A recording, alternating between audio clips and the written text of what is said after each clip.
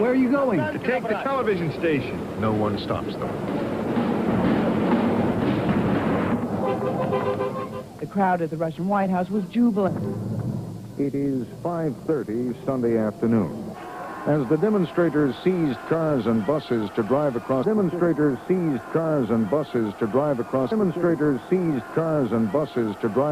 city, there was only confusion at the Kremlin. Yeltsin, the equivalent of seizing ABC, NBC, CBS, and CNN in the United States.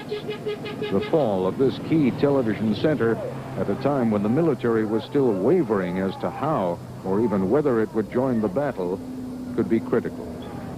I met a group of... Still not arrived. Those trying to overthrow his government, meanwhile, were building up momentum. Ostankino, to control Russia's main television center, which broadcasts to the entire former Soviet Union. When Yeltsin's opponents arrived at the TV center, they quickly forced their way in while outmanned police just watched. In fact, the crowds are still gathering in front of the TV center. One of Rutskoy's pro-communist supporters waves the old flag of the Soviet Union. And he's then alleged to have joined President Yeltsin.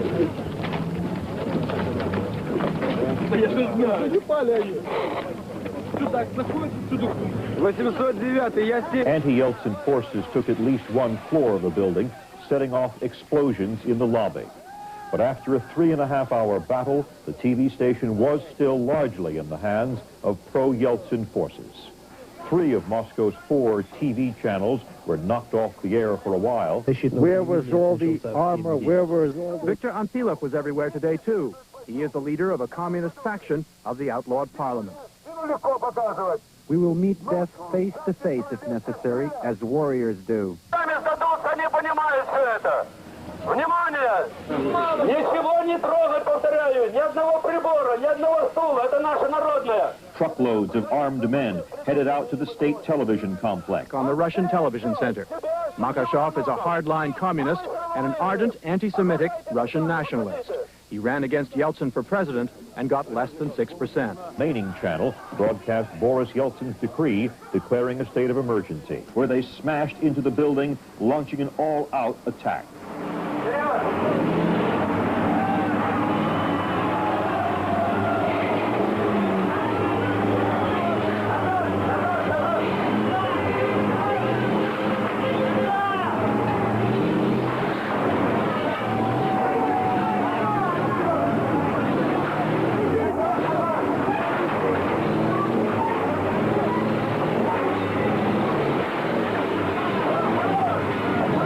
Troops tried to storm key buildings, including the television center Ostankino.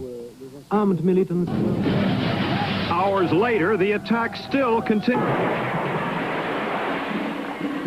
In the streets of Moscow.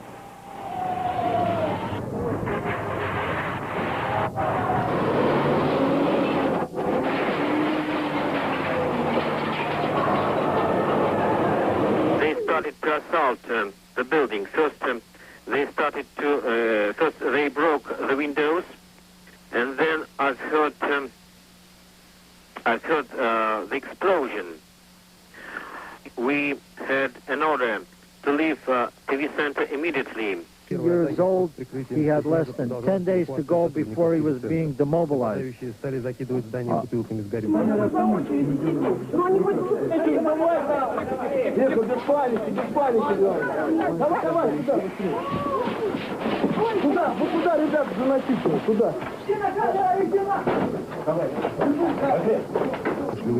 There was smoke in the corridors, and under all of these extreme conditions, the unit that was supposed to hold these positions for 20 minutes until reinforcements arrived managed to hold it for over a day. Every minute they waited for reinforcements. Any minute they should have... The Taman Division tanks and armored vehicles were supposed to show up, but they never showed up.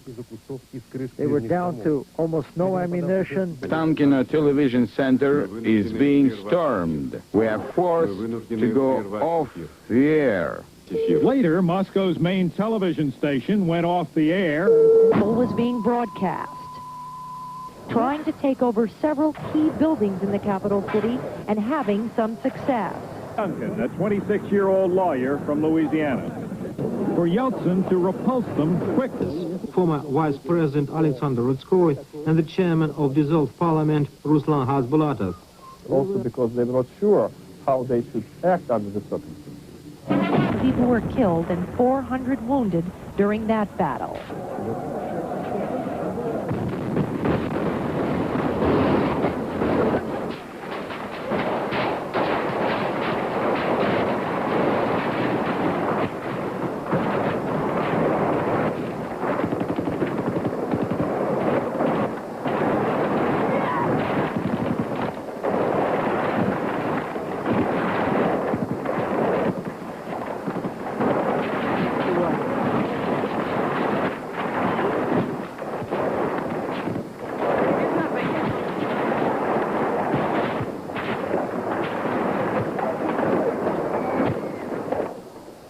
That gunfire was very real. People were shot and killed and wounded.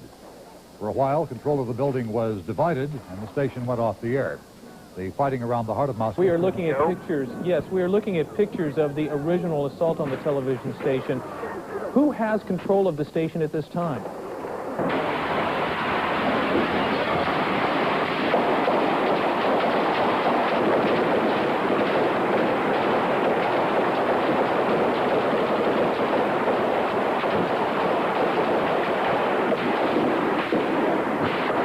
The biggest battle of the day ensued for control of television.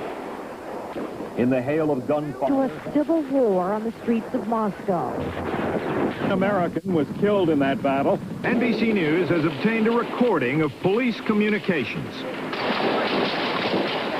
Нужно разблокировать снаружи. На бронетехнике нужно сюда. Хотя бы взвод. Оружие применяется? Да, применяется.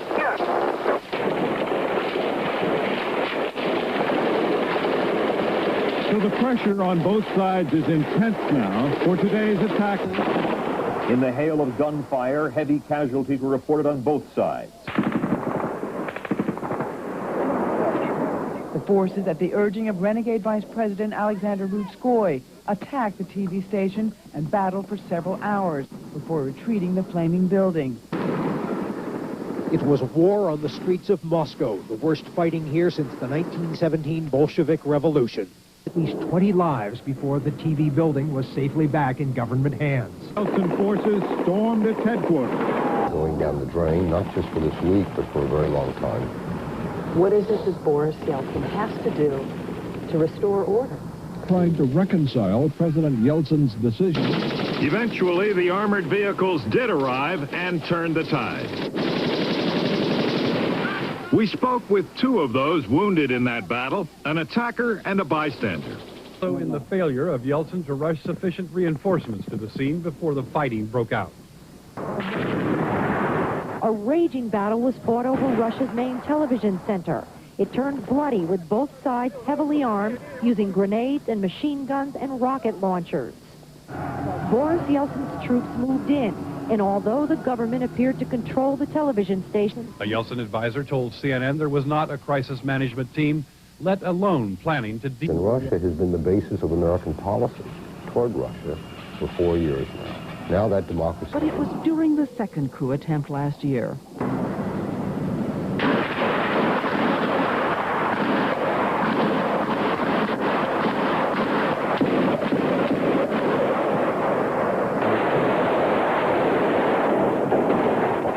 It is precisely because of what happened here last October. We have learned a great deal.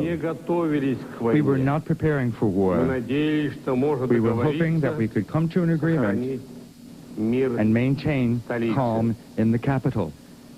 Those who have gone against a peaceful... With the defenders who are covering us, we were retreating away from the assault. Even the people that are supposed to be there are having trouble getting to their work positions.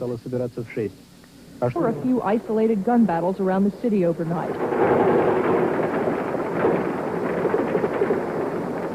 The heaviest fighting near the